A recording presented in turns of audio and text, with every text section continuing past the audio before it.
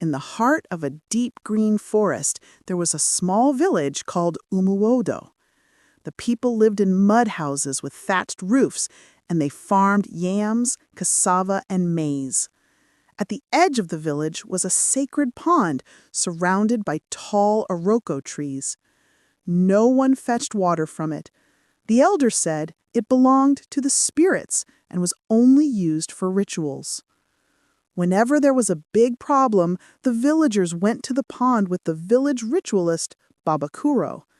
He would speak strange words, pour palm wine into the pond, and sometimes sacrifice a white cock.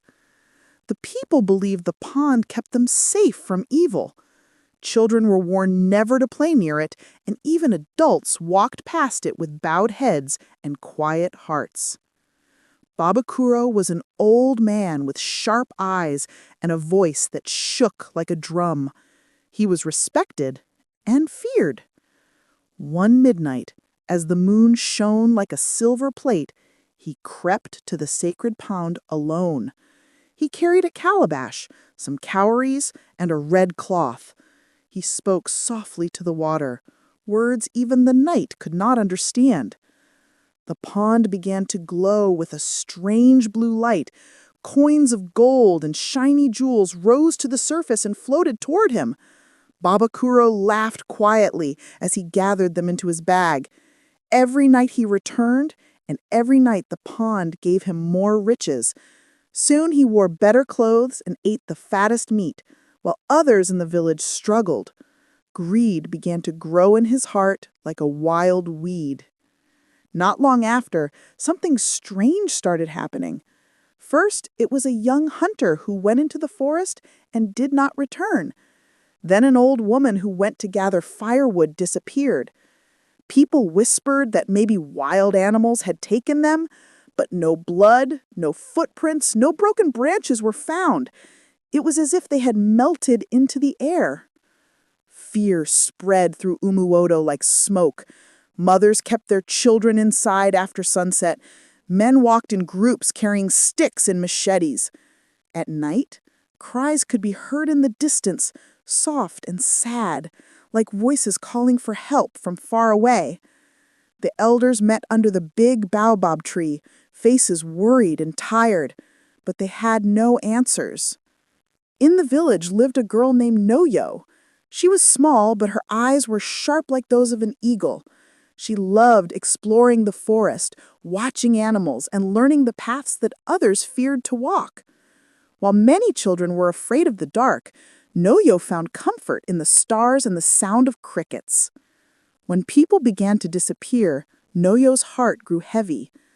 One of the missing hunters was her cousin, Oke. She could not sit and watch the village fall into fear. She decided she would find out what was happening, even if no one believed in her. Noyo knew every hidden path, every hollow tree, and every strange sound in the forest. She felt that the forest was trying to tell her a secret. One night, Noyo hid behind a thick bush close to the sacred pond. She had seen Babakuro walking in that direction when everyone else was asleep. With her small body and quiet feet, she followed him, staying in the shadows. The moon was dim, and the air was cold. Even the frogs seemed to hold their breath. From her hiding place, Noyo watched Babakuro kneel beside the pond. She heard him call on unseen forces and saw the water glow a blue light. As the pond shone, she heard faint cries, almost like human voices trapped under the water. Her body shook, but she did not run.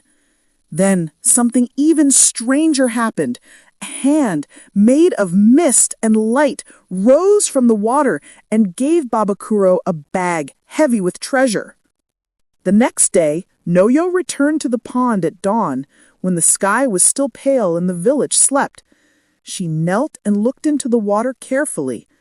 At first, she saw only her reflection, but then the image changed, and she saw a different world.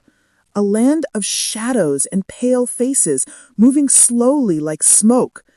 The missing villagers were there, their images faint, their eyes full of fear. Noyo understood then the pond was a gateway to a forgotten world of spirits and echoes. The more Babakuro took from the pond, the more the spirits demanded. They were pulling villagers into their world as payment for his greed. Tears filled Noyo's eyes, but she set her jaw. She knew she had to stop the disappearances, no matter how powerful Babakuro was. Noyo went to her grandmother, Mama Ife, who was known for her wisdom and kind heart. She did not tell the elders at first because she knew they trusted Babakuro too much. Quietly, she told Mama Ife everything she had seen. The glowing pond, the crying voices, the misty hands, and Babakuro's secret riches. Mama Ife listened without interrupting, her wrinkled face calm but serious. She believed Noyo. She told her, "My child, spirits are like people. They keep balance. When someone takes too much, something is taken back. Only truth and courage can break this chain." Together, they planned to face Babakuro and reveal his secret to the village. Noyo learned that real bravery is not the absence of fear, but choosing to do what is right while afraid. That evening, Mama Ife called for a village meeting under the baobab tree. The villagers gathered, confused and worried. Babakuro stood tall, leaning on his staff, eyes dark and watchful. Mama Ife asked Noyo to step forward and speak. Some people laughed softly. What could a young girl know that they didn't? Noyo's voice shook at first, but as she spoke, it grew stronger. She told them about the midnight visits, the blue light, and the voices under the water. She told them about the gold and treasures Babakuro received and the world of spirits in the pond. Babakuro shouted that she was lying, but Mama Ife asked him to swear on the ancestors that he had not gone to the pond alone at night. His lips moved, but no words came. His silence was louder than any confession. With the truth out, the elders turned to Mama Ife for guidance.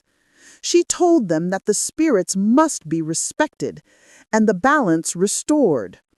That night, the whole village went to the pond, carrying no gold, no gifts, only calabashes of clean water and their humble hearts. They stood in a circle, holding hands. Mama Ife led the prayer, asking the spirits for mercy. Noyo stepped forward and knelt at the edge of the pond. She promised that the village would no longer use the pond for selfish gain or secret rituals. She begged for the return of the missing villagers. The pond began to glow again, but this time the light was soft and warm.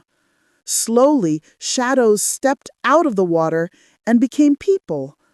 The missing villagers, weak but alive. Babakuro fell to his knees, crying for forgiveness. After that night, the sacred pond was no longer used for rituals or for riches. The village agreed that no one would go there alone, and children were taught that some things are not meant to be played with or used for selfish gain. Babakuro gave away all the treasures he had collected and began to work alongside the poorest villagers, trying to repair the harm his greed had caused. Noyo became known as the brave scout of Umuodo, but she did not boast. She simply returned to her simple life, walking the forest paths and listening to the whispers of nature. The village learned that greed can destroy, truth can save, and courage can come from even the smallest among them. They also learned to respect the unseen world, to live in balance, and to remember that everyone in a community is important, no matter their age or size. If you enjoyed this story and want to experience more captivating Nigerian folktales, urban legends, and supernatural mysteries, don't forget to hit the like button and subscribe to Tales from Mother Estee. Your support helps us bring more magical, thought-provoking stories to life. Join our family, tap the bell so you never miss an adventure, and share your thoughts or personal stories in the comments below. Let's keep our spirits strong together. See you in the next tale.